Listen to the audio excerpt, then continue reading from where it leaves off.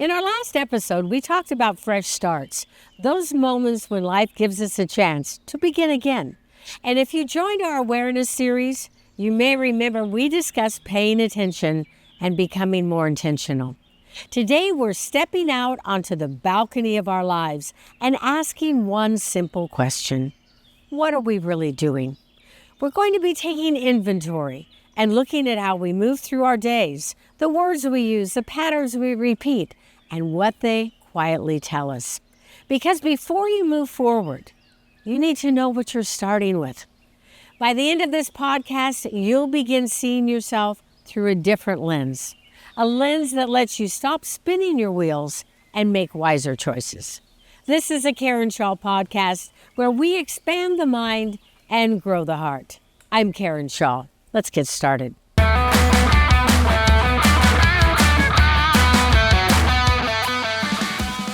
Let's be honest, human beings spent most of history simply trying to survive. Now, we live in a world flooded with information.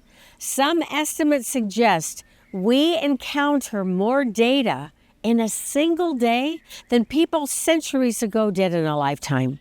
We thought technology would simplify life, save time, create space. Yet somewhere in all this progress, we became excellent at managing life while losing touch with ourselves. Many of us have spent years building careers, raising families, caring for parents, and showing up for everyone around us. Yet somewhere in that process, we stopped checking in with the person doing all the doing. We stopped paying attention to how we are actually living. We all know what being on autopilot feels like. Very helpful on a long drive, less helpful when it becomes a way of living. Maybe that's why we need a pause, to step off the dance floor and onto the balcony, to stop reacting, stop performing, stop rushing to fix things, and simply look, not with judgment or criticism, but with understanding and compassion. Because before we can make wiser choices or create meaningful change, we need to understand the life we're living. Not the life we intended to live or the one we tell ourselves we're living, but the one that is unfolding day after day. When I say take inventory, I don't mean making a list of everything wrong with you or finding more reasons to judge yourself. Most of us, heaven knows most of us, are already skilled at that. We easily replay conversations, carry mental lists of where we fall short. That's not what we're doing here. Inventory is different. Think of a store clerk walking through aisles at closing time. They're not assigning blame. They're simply noticing what needs restocking, what is out of date. In taking a personal inventory, you quietly walk through the shelves of your own life and notice what fills your days, what keeps showing up. Because the things we repeatedly do tell us something about the lives we're living.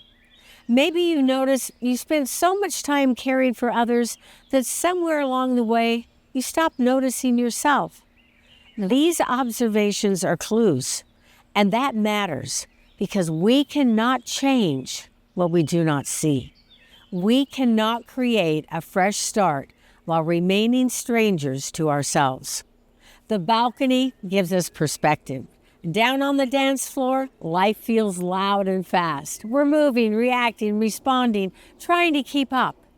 But from the balcony, something shifts. We see the whole room. We notice the rhythms of our lives and the patterns we repeat without realizing it. This gives us the opportunity to stop asking, what is wrong with me? And ask something gentler. Like, what is happening here? Here's what's interesting. Researchers discovered, and they asked the same question, how good are we at noticing what's right in front of us? In a famous attention study, participants watched a basketball video and counted passes between players. Pretty straightforward. But while they concentrated, something unusual happened. A person in a gorilla suit walked directly across the stream, stopped, beat their chest, and walked away. nearly half the people missed it. This is called inattentional blindness, a type of blindness caused by not paying attention. Your eyes see it, but your brain doesn't register it because your focus is on something else. The participants were focused on the basketball passes, and therefore they missed the gorilla. It's hard to believe, right? I remember thinking, if people can miss a gorilla standing right in front of them, what are we missing in our own lives? Researchers at Harvard discovered something else, that generally our minds wander about 47% of the time. We're replaying yesterday, thinking about tomorrow, planning, worrying, mentally somewhere else. Maybe you know exactly what that feels like. I'm sure most of you do. You sit down for dinner and barely taste the meal. You drive somewhere and hardly remember the drive. You get to the end and say, wow, that was fast. And here's something surprising. Most people believe they know themselves really well. But when researchers look closely, only 10 to 15% of people demonstrated strong self-awareness. Think about that. Half of us are missing the gorilla. Half of us aren't even present in our lives most of the time. And only a small percentage of us, it appears, even know who we are and what is happening. It sounds like a large portion of the population is going through life with no clue as to what's happening a lot of times around them and in their lives. Can you imagine how this world would change if everyone became more aware? When I began experimenting with gratitude years ago, I intentionally focused on nature. Now, I'd always lived in a beautiful natural environment, but I hadn't really seen what was around me. I was around nature, but I wasn't noticing it. Then I started looking for small things, the shape of trees, light through the leaves, bird sounds, colors, patterns. And something shifted. The world opened up for me. Over time, nature became more than scenery. It became a stress reducer, a place for instant peace of mind. And I realized something important. Observation changes experience. When you begin noticing, you stop and recognize, my thinking feels off, my words feel off, my body feels tense, my pace feels rushed. Suddenly, you have something vital, something important. You have choice, not because your life changed, but simply because you noticed. So how do we go here from being asleep at the wheel, so to speak, to becoming observers and more aware?